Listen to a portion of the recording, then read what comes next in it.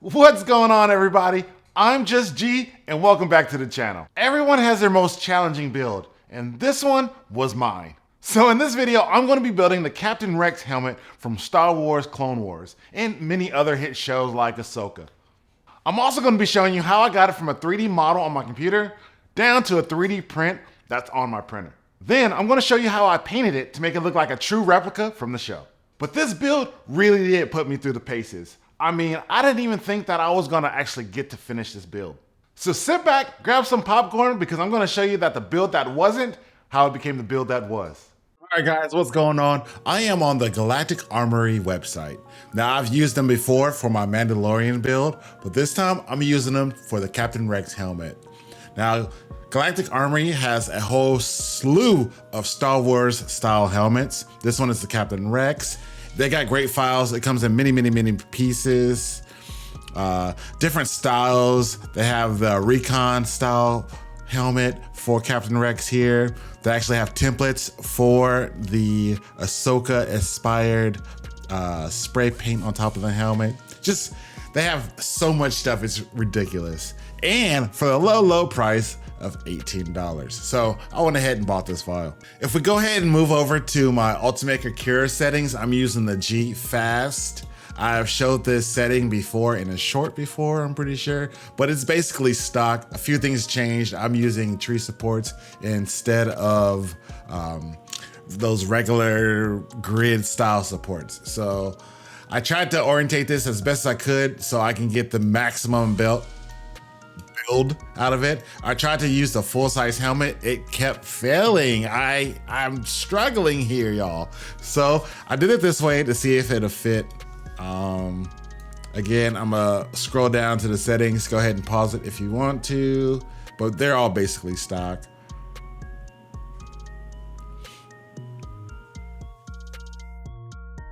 Tree supports, 70% overhang. And we're gonna go ahead and slice this up.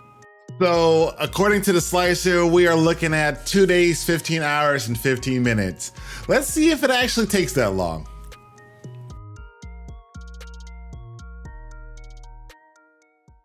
So we start off with the first of all issues. I couldn't get this print to stick to the build plate. I tried everything.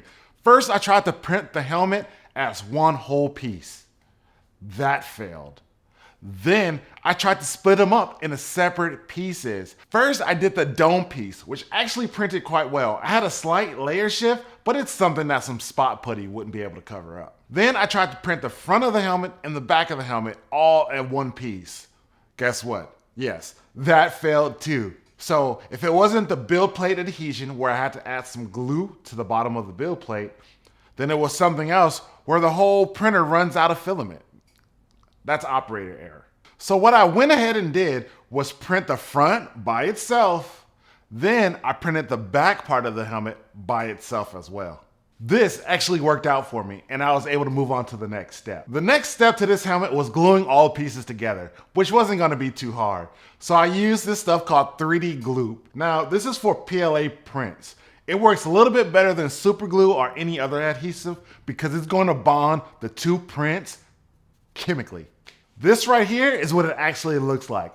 I'm gonna leave a description of this along with other stuff that I use for this build down in the description. After I was able to get the whole helmet glued together, I went ahead and used my soldering iron just to give it a little tack welds inside, just to give it that extra strength so this helmet doesn't come apart, especially when somebody's wearing it. So getting this helmet ready for paint, I did the same method that I've always used. It's tried and true and it works perfectly for this print. That is the glazing spot putty and acetone method. The first thing you wanna do is get an orbital sander. You can hand sand too, and for this print, I did actually use some hand sanding method to get into those little nooks and crannies. So I start off with 80 grit sandpaper with the orbital. I start working on all the big round pieces to get them all nice and smooth. Then I take a hand sander, maybe like one of those little cushion ones, you can get it from any automotive store. Same, 80 grit sandpaper. And then I start working my way into those little tiny nooks and crannies. Once I made that first pass, I went ahead and bumped it up to 120 grit sandpaper.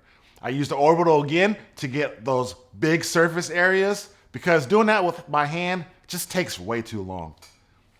Make sure you don't stay on the print too long because you will actually burn that PLA or melt it. Again, I use the hand sander with 120 grit sandpaper just so I can get those fine areas. For the small pieces, like the rangefinder, the antenna, the respirators that go on the chin and the mouth area, I went ahead and resin printed those pieces because then I don't have to sand those little tiny areas. I just have to sand the supports where they come off of. I mixed the glazing spot putty with acetone into a mixture until it looks like a thin mud. And then I was able to slap the whole helmet with the spot putty. I did a second pass just so I can have enough to clear all of those layer lines. Because I mixed this glazing spot putty with acetone, it dries fairly quickly, but I still waited an hour just to make sure. Once the helmet was fully dried, I went ahead and sanded that down with 220 grit sandpaper. If you come across an area that has too much spot putty, go ahead and get a small file. That way you can dig into those small areas until it's clear of debris. Next, we have to use primer. When it comes to choosing your primer, I go with Dupli-Color primer filler. Now you can get it in a red or you can get it in a gray. I usually shoot for the gray unless I feel like using the red. They really don't matter which color you use. There are many different primer fillers you can use. You can get them at the hardware store or the automotive store. They work basically the same. I've used Dupli-Color the entire time and I love it. It's a little bit more expensive, but it's gonna give you the best results. When I first spray on the primer, I'm gonna do a light dust coat at first. Then I'm gonna go back over it a second time with a heavier coat. Finally, we're gonna go over 3 times with an even heavier coat. Now this one, you're gonna cake the helmet in primer. I mean, basically until it almost runs. Because if it does run, it'll be okay because you're just going to sand it down anyway. Now it comes down to wet sanding. Grab yourself a large bucket that you can get at any hardware store. I have so many that I use. This one I got from Lowe's. You're gonna fill this bucket full of water. Don't do too hot because you don't wanna melt your print. Don't do too cold because you don't wanna dunk your hand in cold water. Using this is gonna be to dunk your print in while you're sanding it. That way you're not gonna cover your whole workspace in primer dust. This keeps the dust in the water. It works perfectly. I'm gonna do my first pass of wet sanding with 220 grit sandpaper. Then, once I'm finished, I'm gonna go back over it again with 400 grit sandpaper. After I was done with this, I wasn't quite satisfied with my first pass. So what I did was throw it back in the paint booth and did another pass with primer. Now, those layer lines that I saw are all gone. I went ahead and did a dry dust with 400 grit sandpaper just so I could smooth over those areas that I wasn't too sure about. I waited a day or so the primer would be fully dry from the wet sanding before I went ahead and painted the base coat. I used the Tamiya base white that I got from my local hobby store. I'll leave that link down in the description also. But this is what I coated the whole helmet in white for. I waited another day for this to dry. For all the little accessories like the rangefinder and the respirator pieces that go on the helmet, I sprayed a Tamiya gunmetal. I use the same gunmetal on my War Machine build. I love it. This looks way better. This was a creative choice I chose instead of doing it in a black. I think it looked a lot better. So for the actual antenna and the side piece that holds the antenna, I wanted a silver look, but I wanted it to look metal. So what I went ahead and used is this stuff called Rub and Buff. Now I've used a lot of Rub and Buff and I still have a full tube. So less is more in this situation when you're applying your Rub and Buff. I'm gonna come back to this in a second. I went ahead and masked off the front of the helmet in the shape of the paint for the visor. It's the blue part. Once that was masked off, I was able to use my airbrush with Createx Color Blue. I tried the light blue at first for the first pass, and I did not like the way it came out. So I needed a darker blue. I actually had a darker blue, so I went ahead and used that. Before I actually went to airbrushing, I have this plastic mask. It's a liquid mask. And I liquid mask part of the helmet so when I spray it, I can peel it off and it's gonna look like it's chipped paint. It comes out perfect every time I do this. That realistic chipped damage look, it looked great. Now because I'm airbrushing, I don't have to wait as long for the paint to dry. Because if you wait too long for your paint to dry and you try to peel off the masking tape, you're gonna peel off that paint. You do not wanna do that. I've done that so many times. So one thing about Captain Rex's helmet is he has these weld marks along the mask and around the earpieces. I wanted to emphasize those weld marks, So what I did was use an orange wash because I want this to look like it's rusting. So I dabbed on the orange around the corners of the weld marks and along the top part where the welds are. Once that's dry, we come back to the rub and buff again. I grab the rub and buff and I lightly dab it with a paintbrush to make it look like it's an actual metal.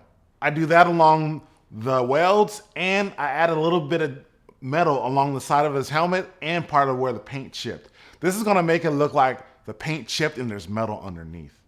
Great, it's a really cool effect. Next thing we gotta do is add the extra little details. The vents on the side of the helmets, as well as the tally marks he put on his helmet for his kills. I glued on all the extra attachments to his helmet, so that's all complete. The helmet is now fully assembled. Now we get to the part that everybody hates. We have to dirty this thing up. So we have a black wash. I use a black acrylic paint and a lot of airbrush reducer, basically to thin it out enough so it'll look like grime and dirt. There is no right way to do this. You kind of just got to get in there and do it. So I started dabbing it all over the helmet, but I didn't like the way it was coming out. So I wiped most of it off. And then I started thinking, where does dirt pull at? So once I start to realize where I think dirt actually sits, I started going really heavy and emphasizing those areas, then wiping it away. That means all the little small nooks where dirt is gonna collect, that's where I put most of the wash. And boy, did it come out great. This helmet came out so much better than I thought it was going to, and I'm super excited about the results. What do you guys think?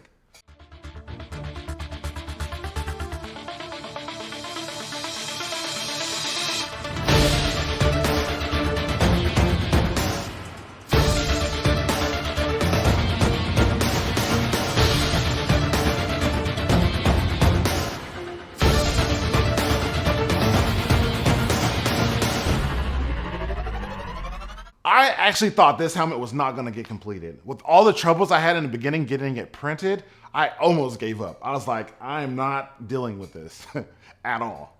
But I'm super glad that I did, because this has to be, next to my War Machine helmet, my favorite one to do. Like, this is so cool. The antenna actually works and comes down. Ooh, look at that. I wanted to make this automated, and I might come back to it and make this thing swivel by itself. But because I use resin for all of these features, I think the detail in it is just ridiculous. Look at this top. I also used rub and buff for these parts right here to look like actual metal. Man, this looks good. For the visor, I went ahead with a true method. I used some PETG plastic, and then I took some automotive window tint and just kind of squeegee that in there with some soap and water. I made many tutorials on that. I'll leave a link to a tutorial of how to make one of these visors, but the visor came out great as well. What other Star Wars helmet would you like to see me build? I know they have a Kylo Ren. I've seen people do the Darth Vader helmet. There are so many helmets. So let me know in the comments, what Star Wars helmet should I do next? If you guys are still here, that means you really like my content. And you know what I will want you to do? Go ahead and hit that like button for me, because everybody else will get to see this video too, and the algorithm is gonna push this video out and everyone's gonna get to see my videos. Also, don't forget to hit the subscribe button, because I got a really big project going on. I am building the War Machine full suit. I've been posting those videos 2 to 3 times a month. I just started the chest piece and the helmet. So the next is to do this to the back. You guys can check that out as I go. So make sure you're subscribed. So with that being said, this is gonna be the end of the video for me. I'm so glad you guys are tuning in and watching my videos, and I'm glad they are actually helping you. People in the comments are telling me how much my videos are helping, and I'm glad they're helping. That's why I make these videos. So everybody have a great rest of your day. God bless, and peace away. She begging, I took it. She said we should hook up before for the booger. Don't know me, they look at. I'm being the clouds. Full full of Henny, I'm drinking a 12.